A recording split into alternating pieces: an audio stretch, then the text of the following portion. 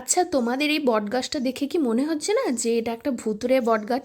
সব সময় যেন ভূত থাকে। এই গাছটা নিচে থেকে একদম উপর পর্যন্ত সম্পূর্ণ একদম ভয়ঙ্কর টাইপের, মনে হবে যে যেন সবসময় ভূতে খাঁ খাঁ করছে। এই গাছটা যে কত বছর আগের পুরনো সেটা হয়তো আমার বাপ দাদুরাও বলতে পারবে না। তো চলো গাইস, তোমাদের আমি আর বেশি কনফিউশনে রাখবো না। এই গাছের রহস্য কি এর বিবরণ আমি তোমাদের দেবো। তোমরা দেখতেই পাচ্ছ এই বটগাছটার নিচে একটা মন্দির আছে, আর এই বটগাছটা আছে আমাদের গ্রাম থেকে 2টো গ্রাম পেরিয়েই। আর এরকম বটগাছ কিন্তু আমাদের আশেপাশে গ্রামে আর কোথাও নেই। আচ্ছা, তোমরা কি ভাবলে এটা সত্যি সত্যি ভুতুড়ে বটগাছ?